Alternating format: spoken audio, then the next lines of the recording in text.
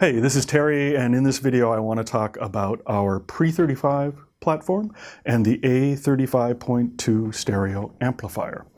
Now let's start with the PRE35. It is a fully balanced input to output stereo preamplifier. It's also modular, which means that like the other Prisma product in the 35 and 25 series platforms, we can add a D to A conversion stage of the highest capability, as well as the Prisma network connectivity and control module. And with this, we have partnered then the A35.2 stereo amplifier, an incredibly powerful adaptation of our UFPD2 Class D technology. Everything in this has been reworked, redesigned from the lessons we learned in the design of the I-25 and I-35 integrated amplifiers. And so this is able to produce 200 watts per channel into 8 ohms. It is doubling to 400 watts into 4 ohms, and it is also possible to bridge this into a mono amplifier where into an 8 ohm load, it will produce 800 watts of power. So where things get really interesting is on the back. And so let's spin this around so we can take a look at the input and output schemes of both of the products. When you're looking here at the PRE35, you'll notice that we have not only a pair of balanced inputs, but a pair of balanced outputs. We have a variety of RCA inputs as well. And then when it comes to digital inputs, we have Toslink, RCA, USB-B, and Ethernet connection that is allowed on the Prisma module, along with USB-A and obviously our Wi-Fi input. Another feature that you'll notice here for this preamplifier is we have the WISA wireless network speaker connection system. And what this is a high-resolution wireless connection system operating up to 2496, so higher than CD resolution digital delivery.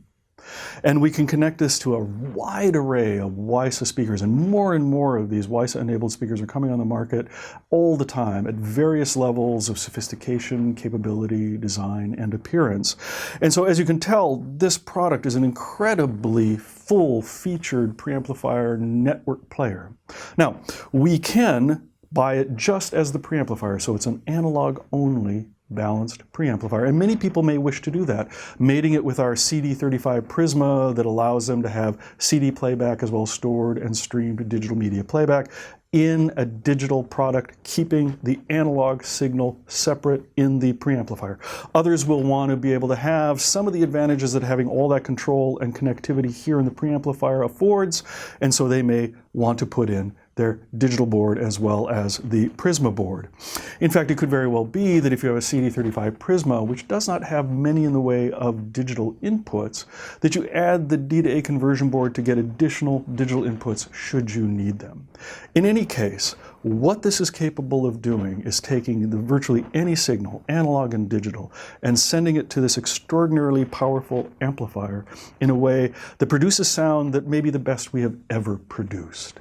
One of the features about the A35.2 to look toward as well is that we have the ability not only to bridge it, as I mentioned before, but features that are part of the Prisma platform that we've incorporated here, which is AutoSense, where it allows it to turn on when it senses a signal. We have balanced input here, as well as unbalanced input, and the binding posts are raised up from normal so that you can put even the biggest, heaviest, unbendable spade lugs into those 5-way binding posts. One of the features I want to highlight is this idea of AutoSense.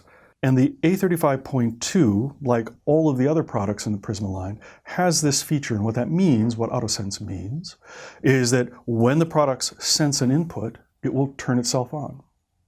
And in the case of the A35.2, once you have it turned on from the back panel, you'll notice that the white light on the front of the amplifier will blink for a few seconds, and then it will remain illuminated.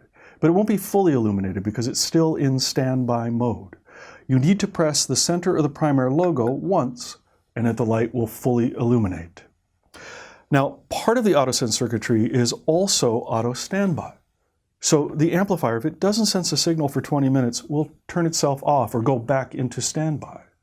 If you wish to keep it on all the time for it not to go into auto standby, all you need to do is take that button in the center of the logo, hold it down for about 5 seconds, and it will blink twice. The light will blink twice and then turn on. And you know at that point that you've set it to fully on. It will not go into standby. It will not turn itself off. And for those of you who like to have the amplifier turned on all the time to provide immediate performance immediately when you want it to play, this is the setting that you may prefer. Otherwise, to save on power, you can put it into the auto sense mode and leave it so that in 20 minutes it will turn itself off or go into standby.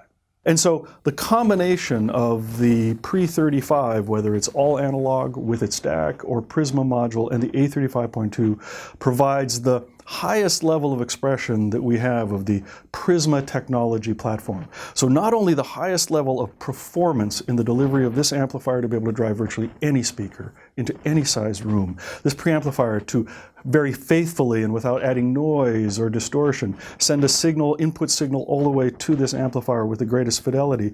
We have the Prisma technology that allows anyone in the household to take advantage of what this can provide, using familiar apps, using mobile devices. In fact, using voice control through the Chromecast built-in Google Home, Google Assistant ecosystem. And that ecosystem also allows access to 160 different streaming services. We also have Bluetooth, AirPlay, Spotify Connect. The list of features goes on and on and on. And in fact, to see those in greater detail, specifications, features, and the like, go to primare.net.